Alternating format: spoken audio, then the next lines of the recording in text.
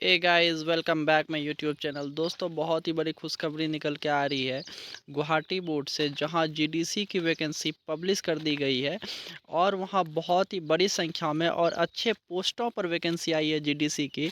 Generally GDC की जो vacancy आती है उसमें आपको एएलपी की, सीसीटीसी की, गुड्स गार्ड की और स्टेशन मास्टर की वैकेंसी देखने को मिलती है, लेकिन लेवल 5 में अकाउंटेंट की वैकेंसी जीडीसी के तहत बहुत कम ही बोर्ड के द्वारा पब्लिश किया जाता है। तो वहाँ लेवल 5 का जॉब आया है अकाउंटेंट लेवल का, जो कि बहुत अच्छी जॉब मानी जाती है रेलवे में, जहाँ आपको अच्छी खासी सैलरी मिलती है और जो आपका वर्क होता है वो भी ऑफिशियल होता है।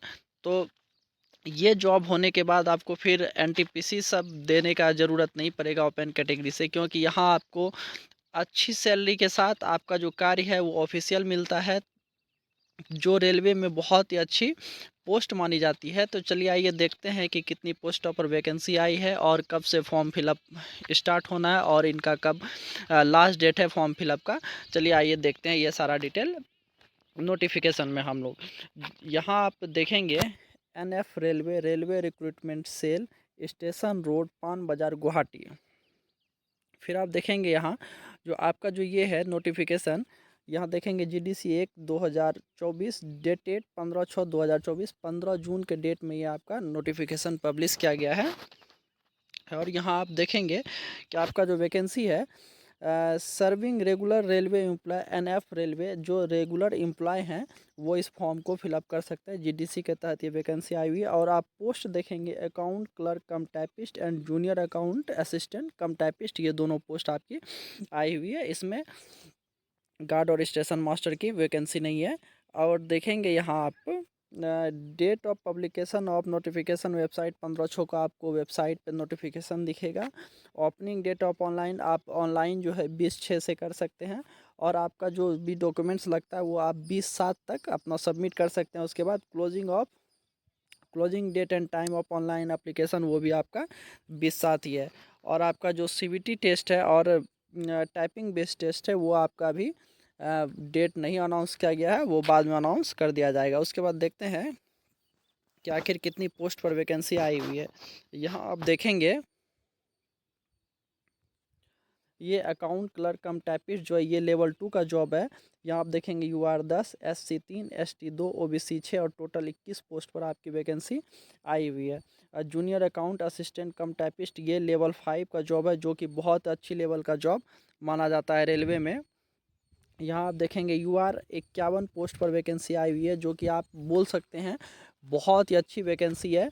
यूआर 51, एससी 14, एसटी 7 और ओबीसी 24, टोटल से 96 पोस्ट पर वैकेंसी आई है, जो कि बहुत ही अच्छी वैकेंसी है और बहुत ही अच्छी पोस्ट है, जहां आपको अच्छी सैलरी भी देखने को मिलती है।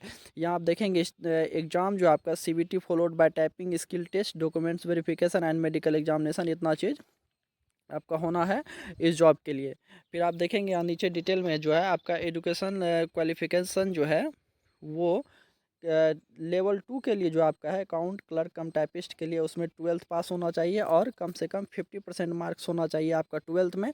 लेकिन एससी एसटी और पीडब्ल्यूबीडी को इसमें 50% मार्क्स इंटर में लाना कोई ज़रूरत नहीं है, लेकिन ओबीसी और जनरल कैंडिडेट वाले को 50% मार्क्स चाहिए लेवल इंटर में। उसके बाद आप देखेंगे जूनियर अकाउंट असिस्टेंट कम टाइपिस्ट लेवल 5, इसमें आप देखेंगे डिग्री फ्रॉम रिकॉग्नाइज यूनिवर्सिटी या its equivalent typing professionally in English Hindi on computer essential, आपको ग्रेजुएशन का सर्टिफिकेट चाहिए लेवल 5 का फॉर्म भरने के लिए, अगर आप फॉर्म भरना चाहते हैं तो। ये सारा आपका डिटेल दिया गया है इधर। एज लिमिट जो आपका है वो 42 साल है जनरल कैंडिडेट के लिए, जो आप देख सकते हैं 42 साल है। और ओबीसी के लिए 45 साल है और 47 साल है एससी एसटी के लिए। फिर जब आप नीचे आएंगे तो ये सारा आपका प्रूफ ऑफ एज के लिए क्या लगना है, 10th का सर्टिफिकेट लगना है प्रूफ ऑफ एज के लिए। और उसके बाद यहाँ जो है कौन एलिजिबल नहीं है वो देखेंगे। इसमें जो आपका employees who are in the same और higher grade than the grade of the notified post are not eligible to apply. अगर आप लेवल 2 का फॉर्म भर रहे हैं, अगर आप लेवल 2 में उसी बोर्ड में अगर आप जॉब कर रहे हैं तो आप इस फॉर्म को नहीं भर सकते हैं। अगर आप लेवल 5 का फॉर्म भर रहे हैं, अगर आप उसी बोर्ड में लेवल 5 में पहले से ही कार्यरत हैं तो आप इस फॉर्म को नहीं भर सकते हैं।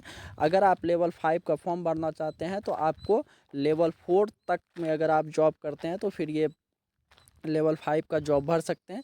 इससे आपका कंपटीशन थोड़ा कम हो जाएगा। जैसे लेवल 5 में गुड्स गार्ड वगैरह सब हैं, वो लोग ये फॉर्म नहीं भर सकते। जैसे लेवल 6 में स्टेशन मास्टर जेई सब हैं, वो लोग ये फॉर्म को नहीं भर सकते हैं।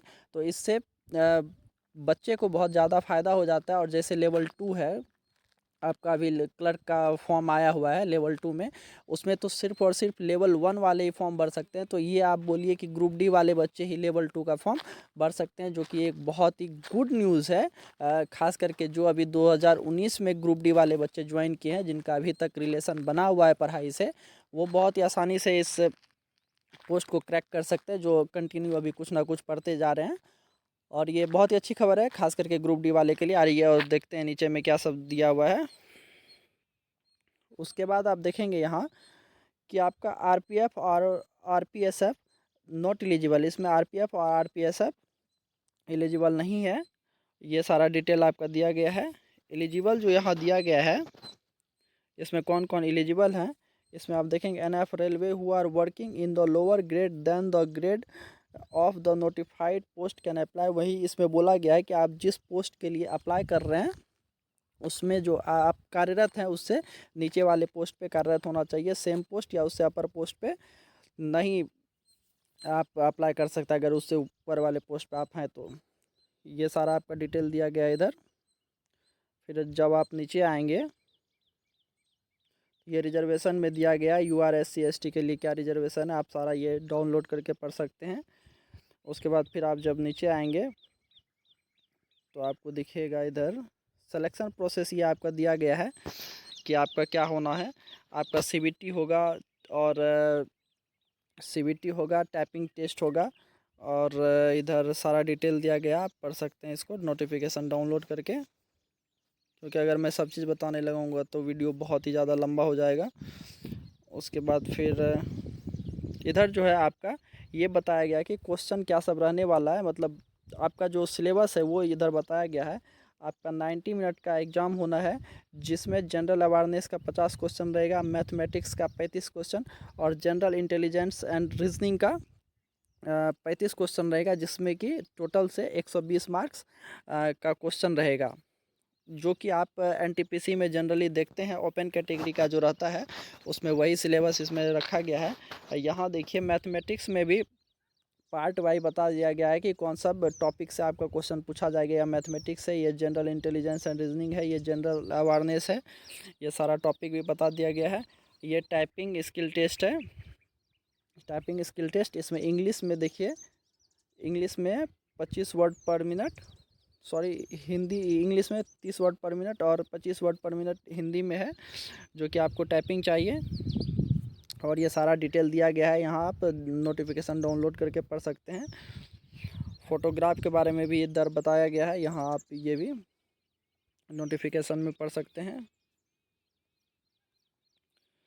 सिग्नेचर लेफ्ट थंब के बारे में बताया गया है। आप सारा डिटेल नोटिफिकेशन डाउनलोड करके पढ़ सकते हैं। तो फिलहाल इस वीडियो में इतना ही, मिलते हैं नेक्स्ट वीडियो में, तब तक के लिए।